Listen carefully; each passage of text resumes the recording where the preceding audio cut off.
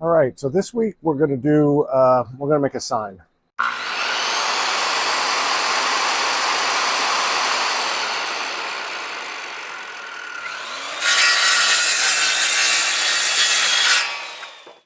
Just an outdoor sign. Oops, they'll go blocking things off here. All right, so we want to do an outdoor sign. So what I've done is I have some old reclaimed, this is fence pickets that a friend gave me.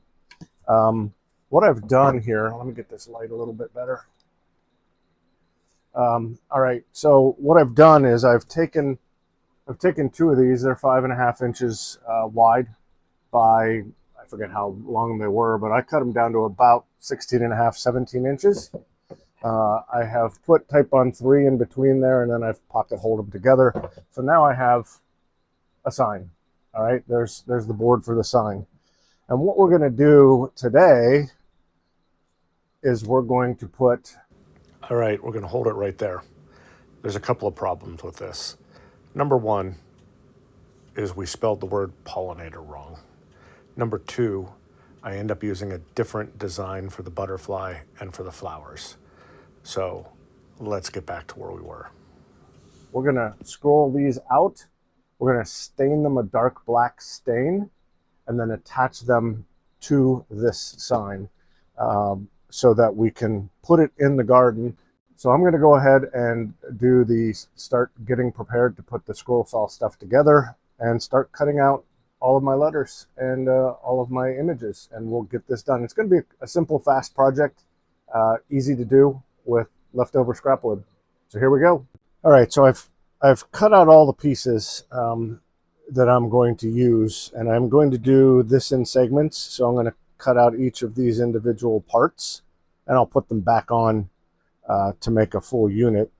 This is, of course, the wings to a butterfly, in case you're wondering what that was. So we've got the two wings, and then here's the body that goes right in here, like so. I am going to cut those as individual parts just because I like the way it looks better. Plus, I'm able to fit it all on one board this way when I cut it up like that. And the other thing I want to do is I want to make sure that I have a little more strength here in the wings and in the body, which means I want the grain to be going in this direction. So that's the big reason I'm putting the body this way, because if I didn't and it was going this way, there is a chance that it could break, and I don't want that to happen. I want to keep it, I want to be very careful. I'm probably going to cut this flower out so that the stem is not going this direction. I want the stem to also go at a different angle like that, because I don't want it to break. That's going to be pretty thin. So let me go ahead and get this all taken care of, and I'll show you kind of how I do this. I'm sure you've seen this on multiple sites when people are doing scroll sawing. The big thing they do is they do put down blue tape. I'm not going to go ahead and just put spray adhesive right on here. We're going to go ahead and put blue tape down, and we're going to spray the back of each of the pieces of art or images, and we'll attach those here. And then I do one extra step that a lot don't do. I just like to be a little bit more careful with it, and it also helps. It also will help to lubricate the blade, and that is I put packing tape over top of all of my pieces once I put the glue on them, the spray glue, and I add them onto here. So I'll be right back once these are added. I've got these all now in place. Next, what I want to do is to add the packing tape over top of this. That way it's just a little more secure on here. I just like to be a little extra careful with it. So we'll put the packing tape down like so.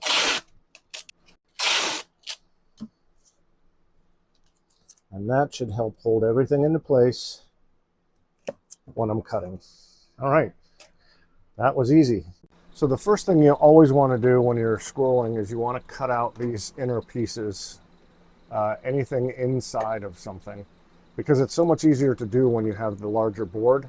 Uh, and trying to, if I had cut out the letter P and then tried to put this on, I'd have very little to hold on to. So always remember, you want to cut out all of the inside sections first, then go do the outer sections. So there we have one of them cut out. I'm going to go ahead and do the rest. I'm not going to film all of these. Cutting out is pretty simple. So I'll go ahead and get these cut out, and I'll come back as soon as we're done. All right, I have all the inner areas removed at this point. So now we'll go on to cutting out letters and cutting out our shapes that we need. I wanted to make things a little bit easier on myself, so I cut all of the extra parts off of this on my bandsaw just to make this a little easier for me to rotate around and do stuff with. So I'm going to go ahead and I'm going to start cutting out each of the letters.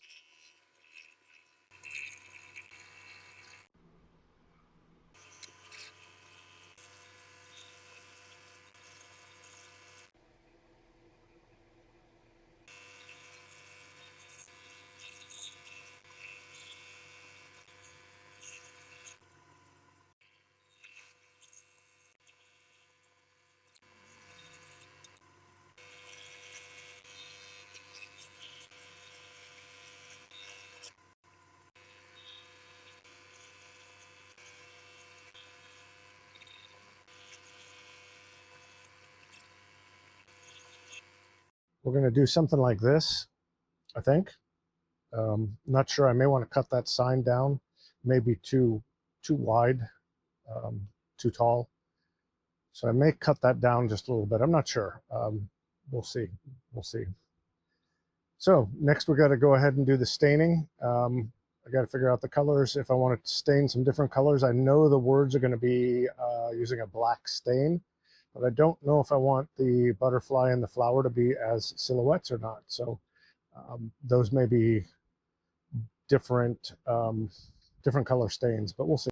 There we have everything stained. I didn't film it. It was just staining these. You guys know how to stain things.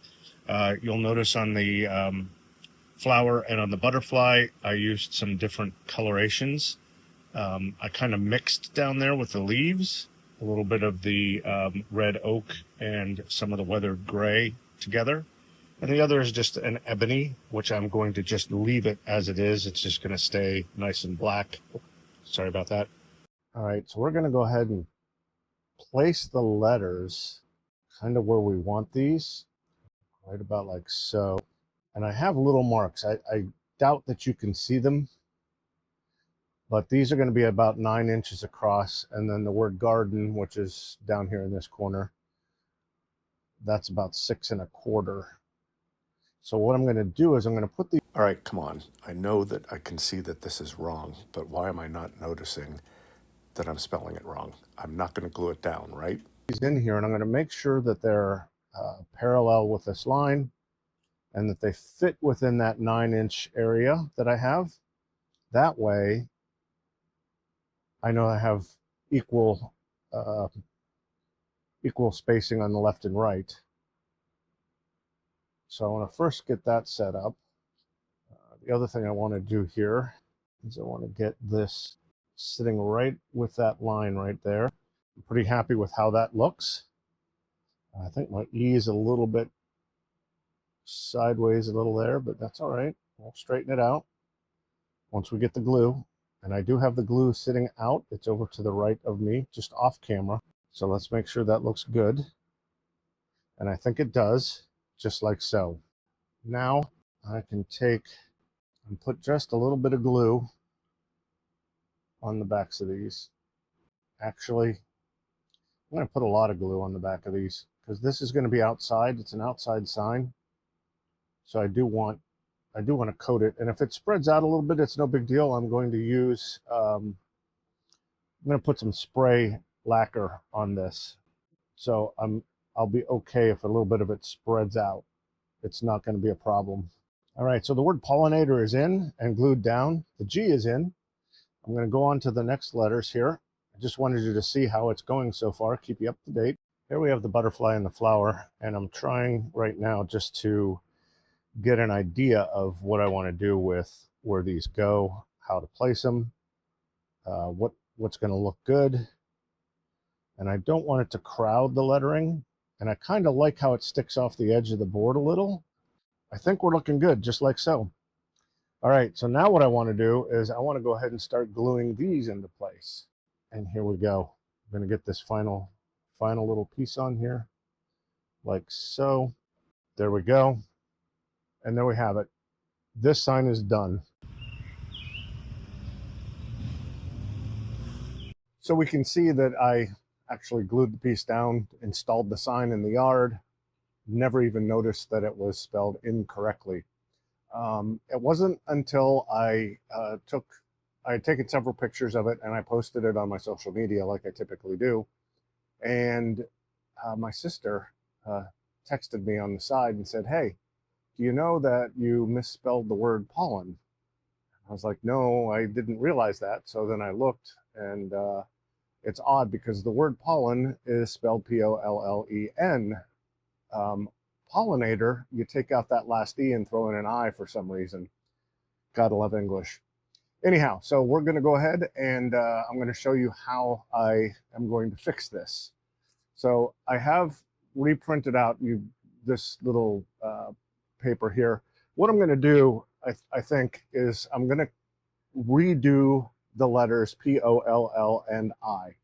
And the reason for that is because if I just remove the letter E from out of that original sign, I may have too much space in between the L and the N. And so if I this way, what I can do now is I can take out those first 5 letters and redo them, and they'll be spaced properly. Now, that's going to leave a little bit more on the left edge of the sign than it will on the right, but it's not going to be enough. And that butterfly is there, so it's probably going to offset it, and it's not going to look so bad.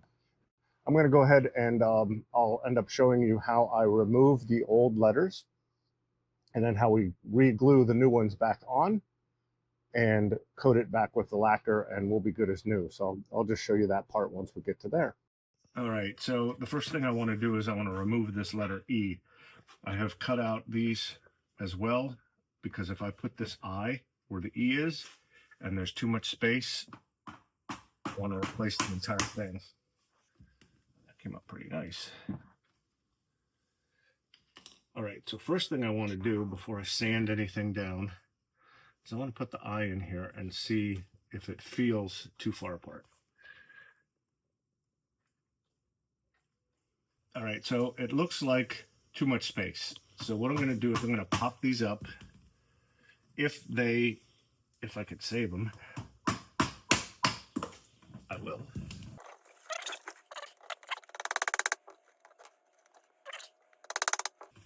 All right, so it looks like I'm going to need to do another L here because I broke some of it off.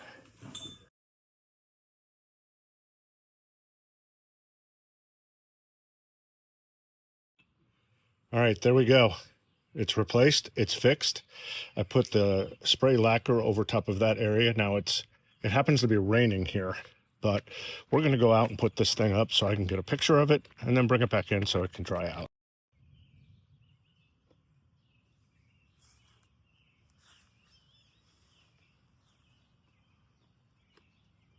That is so much better when it's spelled correctly.